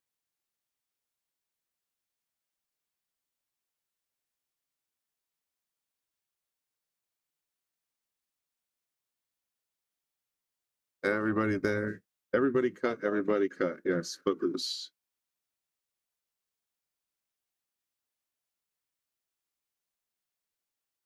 Wow, Charlie just fired that in there. See if he's going to get paid for it.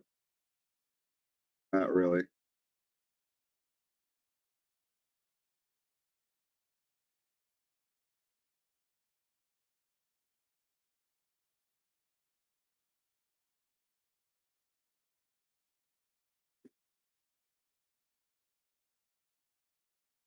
Boom, center cup. Charlie ties it up.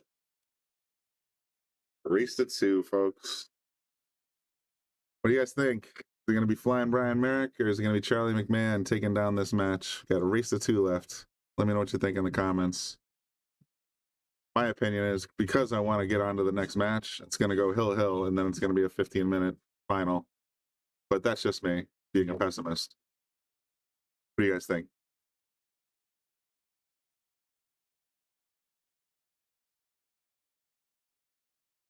Charlie gets the 8 ball. 5-9's kind of tied up. The 2-7's kind of tied up. The 3-4 is kind of tied up. Not a pretty rack at all.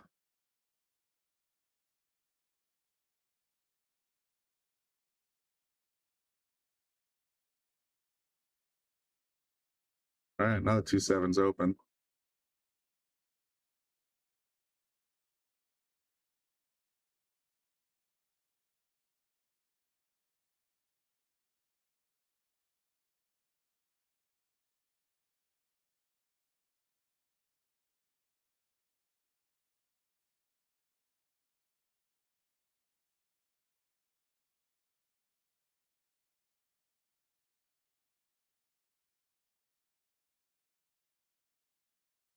I think I know where Brian's head's at right now. With 2 pairs of balls locked up together, this is the time to ship it. And all you got to do is predict where it's going to go.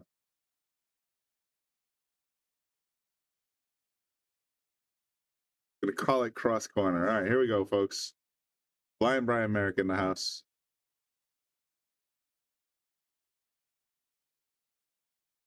Oh, he tried to, I see what he tried to do. He tried to come across the 9 ball and bank it.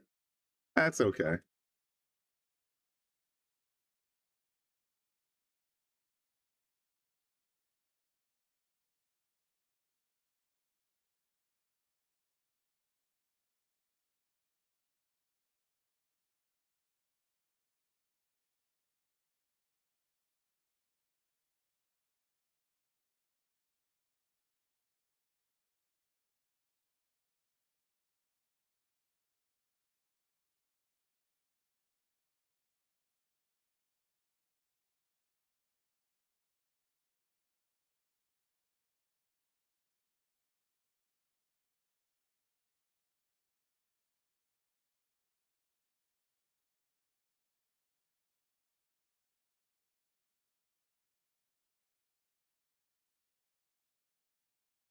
Really been paying attention, but I'll go with that observation. The breaks have been,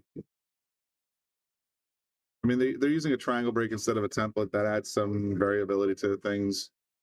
But he could very well be hitting it off the side.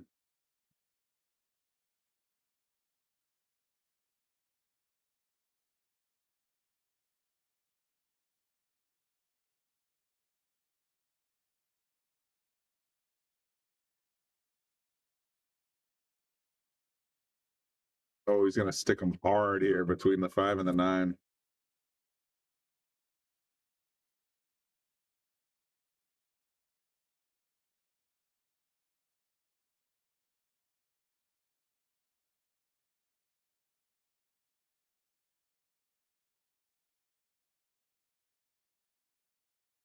Just gonna move the 5 and the 9 out of the way of the 5 and give up ball in hand. I agree with that move.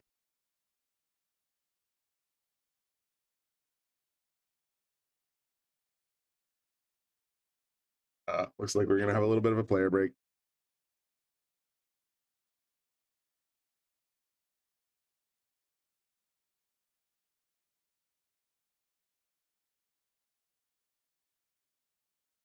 Very little bit of a player break. Oh my, I love this.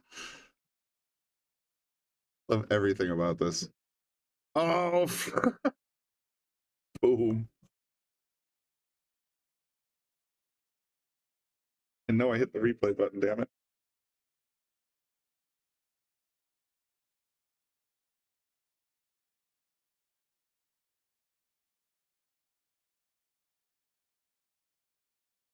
That's the Flyin Brian I know, right there. Just legit slapping the 4 into the 9 and going and say, all right, hill time.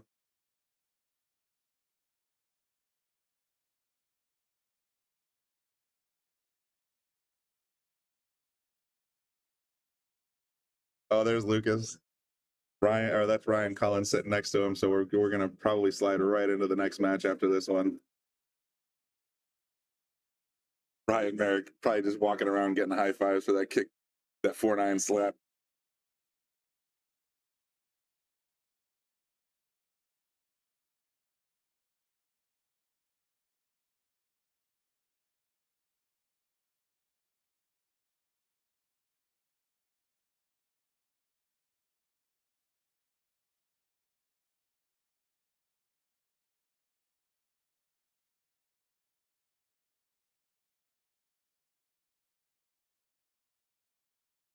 And so Charlie needs 2.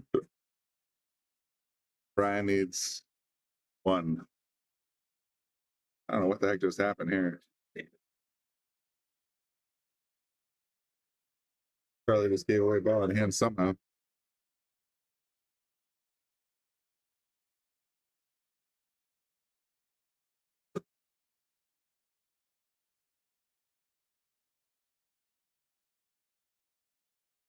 See what he's doing here? You guys want to see what he's doing? He's trying to plot where to leave the 1 so that he can play a safety here and go ahead and have the 1-9 if he misses.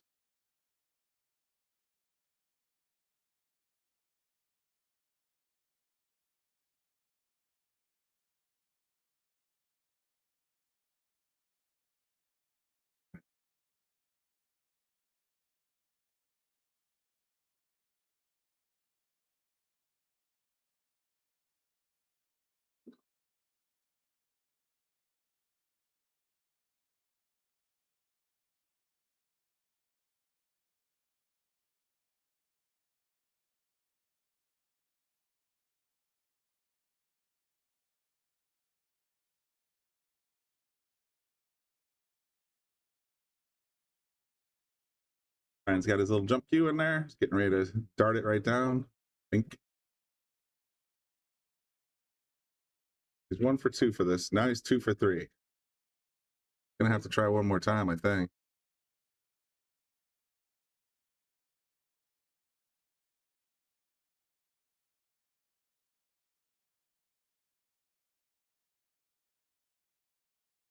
Nope. Oh, he scratched.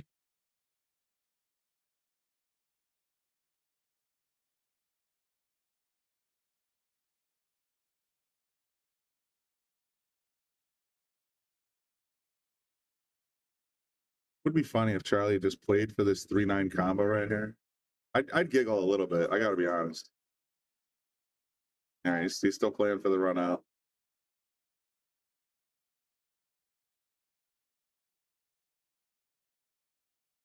Might have just verbally indicated that the 9 is called in the corner. You got a piece.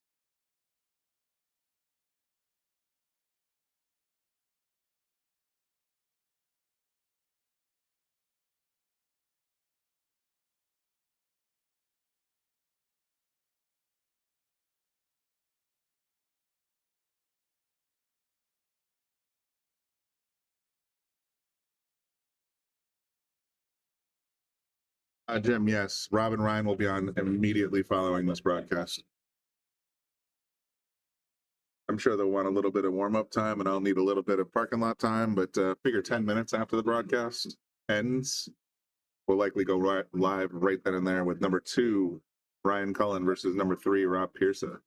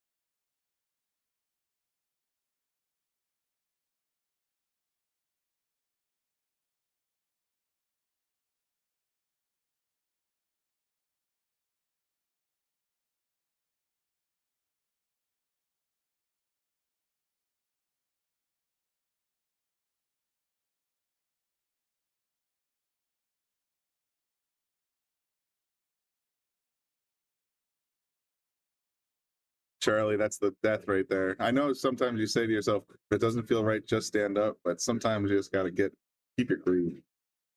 See what he's got. To go to the hill. Well, he almost missed, but he didn't. Hill.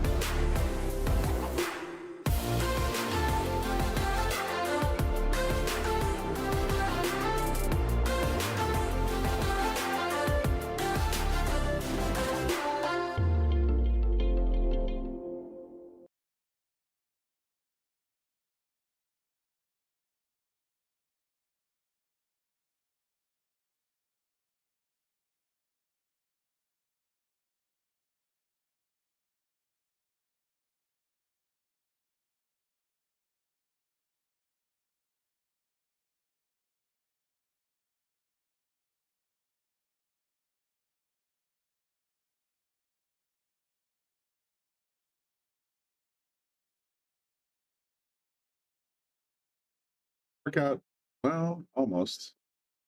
Thought he might have worked out where he was safe behind the 9, but I say that cue ball or that one ball poked its head right where it needed to be. Now you have more than enough.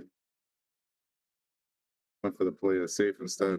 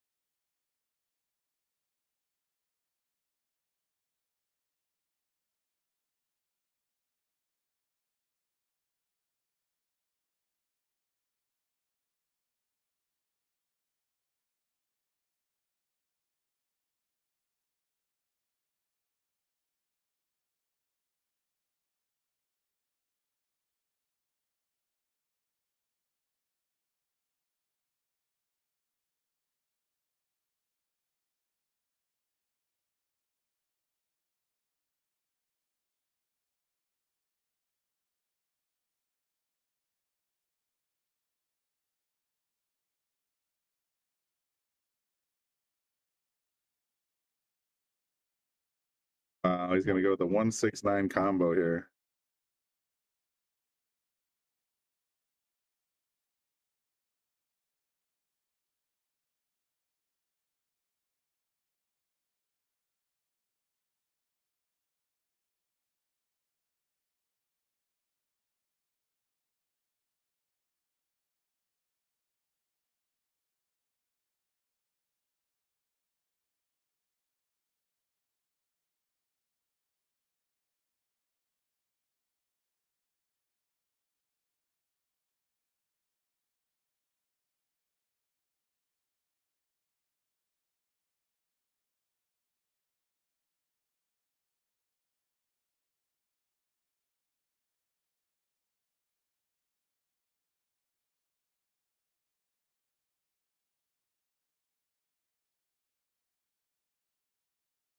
Like 5 balls left in this set, folks.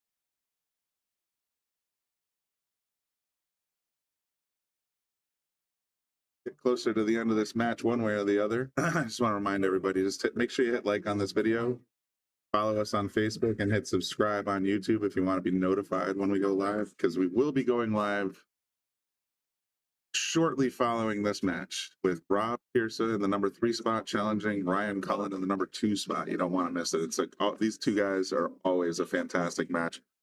Ryan Cullen's a 665 Fargo. Rob Pierce is a 710. These guys are legit.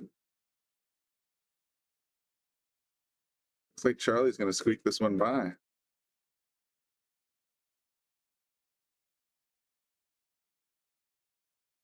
Going to get an extension. Anything to drag this match on.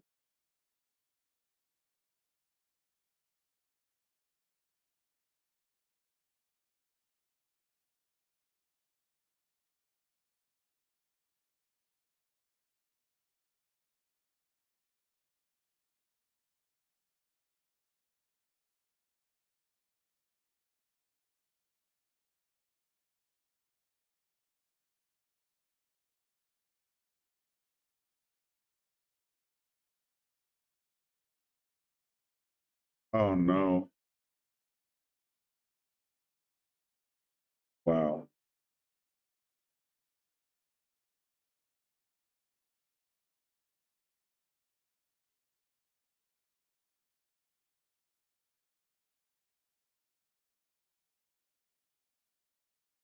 Yeah, Brian. Oh, Brian, get out of there. All right, he's in great shape here.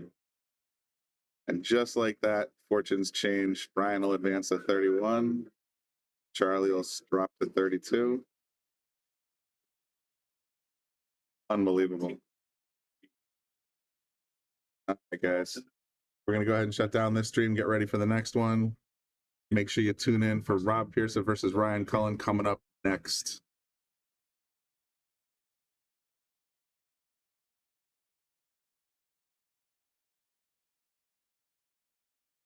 We want to give a shout out to all of our sponsors here on the Shark Stream. You have Connecticut APA, Sigmaware, Agency One Group, Jacoby Custom Cues, Women in Pool, Mabel's Tables at Michael's Deli, NM Billiard Sales and Service, 11 Hall Avenue, Wallingford, Connecticut, KM Maintenance, JT's Pool Cue Repair, Salotto app, Mark Anthony Home Improvements, Tommy's Tattoo Supply, Jimmy's Auto Service, Joe Master Billiards, Aramith Balls, Organic Tattoo, Vaculease, Tweeden Fiber Corp, Harriman Real Estate, Pool Table Magic, Ben Strong, K Morgan, Man Cave Memories, and of course, Viking Cues, Simonis Cloth, and Andy Gow. This is